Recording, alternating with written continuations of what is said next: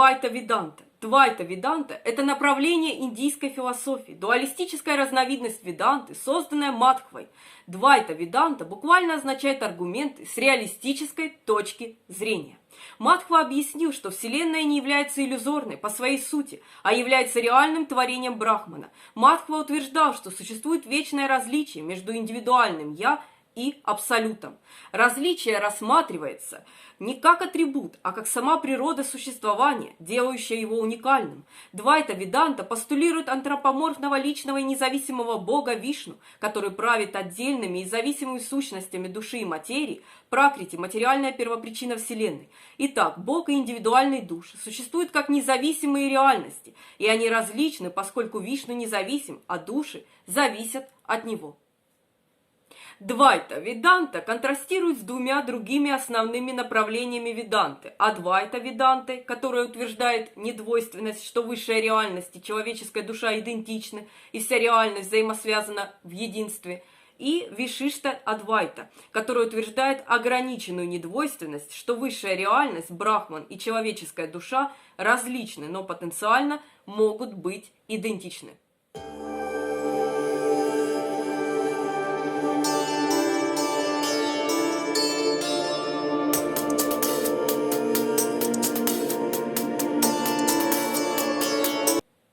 Двайта – слово, означающее двойственность. Двайта относится к любой предпосылке, особенно в теологии, о материальном и божественном, где два принципа истины или реальности существуют одновременно и независимо друг от друга.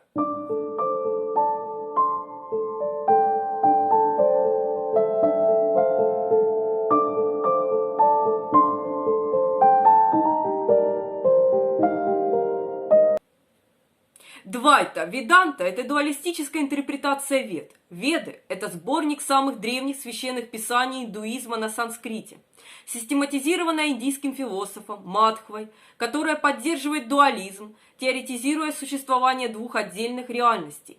Двайта Веданта утверждает, что первой и единственной независимой реальностью является Вишну, как высшая реальность, Брахман и Бог-творец. Вишну – это высшее «я», сходное с монотеистическим богом в других религиях. Считается, что он всемогущий, вечный, всегда существующий, всезнающий и сострадательный. Второй реальностью является зависимая, но столь же действительная Вселенная, которая существует со своей собственной отдельной сущностью. Все, что состоит из второй реальности, например, индивидуальная душа, материя и тому подобное, существует в своей собственной отдельной реальности. Отличительным фактором этой философии, в отличие от Адвайта Веданты, является то, что Бог берет на себя личную роль и рассматривается как реальная вечная сущность, управляющая Вселенной. Мадхва считает Бога личностью, для него Вишну является единственным верховным существом.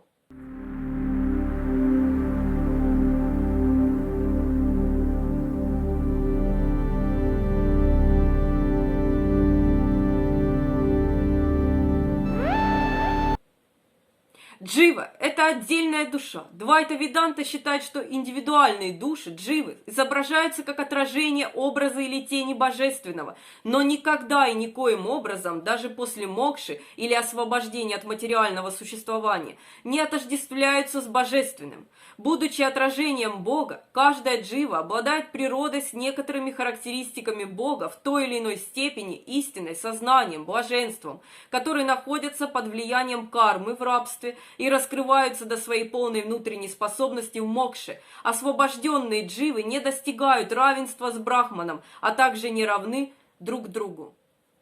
Двайта Веданта описывает 5 фундаментальных, вечных и реальных различий между индивидуальными душами и Богом, между материей неодушевленной, бесчувственной и Богом, между индивидуальными душами, между материей и индивидуальными душами, между различными типами материи. Теория 5 различий гласит, что джива отличается от любой другой сущности, включая все дживы. Считается, что эти 5 различий объясняют природу Вселенной. По этой причине Двайта Веданта называет этот мир 5. Мадхва отличался своей концепцией вечного проклятия. Согласно ему, существует 3 различных класса душ.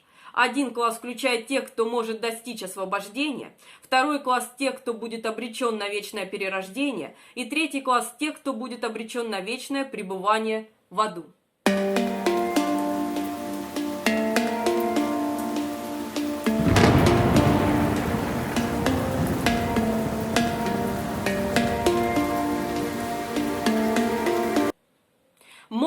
освобождения описывается как осознание того, что вся конечная реальность по сути зависит от Всевышнего. Считается, что Бог показал путь к достижению мокши с помощью нескольких аватар. Аватар – термин философии индуизма, обычно используемый для обозначения нисхождения божества на землю, его воплощения в материальной форме, в том числе в человеческом облике. Бхакти-йога является неотъемлемой частью Двайта-веданты. Благодаря преданности Богу и Божьей милости джива, отдельная душа, достигает мокши. Однако плохая карма приводит к осуждению со стороны Бога.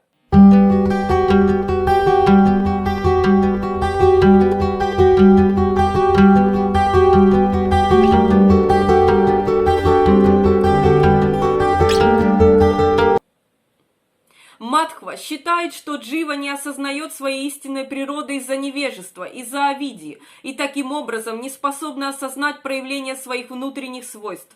Освобождение для каждой дживы означает осознание своего врожденного блаженства путем снятия покрова невежества. Освобождение может быть достигнуто только по милости Бога при условии, что джива прилагает собственные усилия. Практика, называемая вайрагья, отрешенность, отречение от наслаждений материального мира, позволяет дживам, способным к освобождению, освободиться от мирских привязанностей и развить веру в Бога. Собственные усилия, которые делают дживу достойное освобождения, включают в себя карму, хорошую работу, джняна-йогу, знание и бхакти-йогу, преданность. Мадхва также придавал большое значение наставлениям и благословлениям гуру.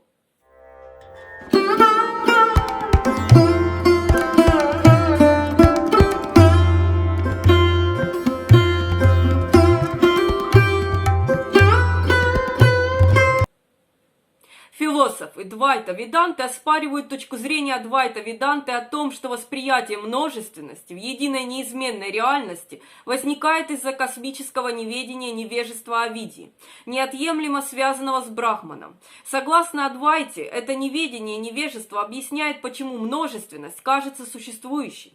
Мадхва ставит под сомнение возможность освобождения, если и Вселенная, и неведение, невежество всего лишь иллюзии, связанные с брахманом. Далее Мадхва утверждает, что между брахманом и космосом нет никакого сходства, которое оправдывало бы такую иллюзию. Мадхва подвергает сомнению идею о том, что авидия присуща только отдельным личностям, утверждая, что если индивидуальность сама по себе является заблуждением, то авидия также должна по своей сути принадлежать брахману. Он также критикует идею нереального свойства, накладываемого сторонниками Адвайта-веданты на брахмана, для объяснения индивидуальных различий, считая ее кольцевой или замкнутой. Если невежество создает это свойство, то невежество должно быть частью брахмана, что делает различия и невежество реальными, что противоречит основополагающей цели освобождения философии Адвайта-веданты.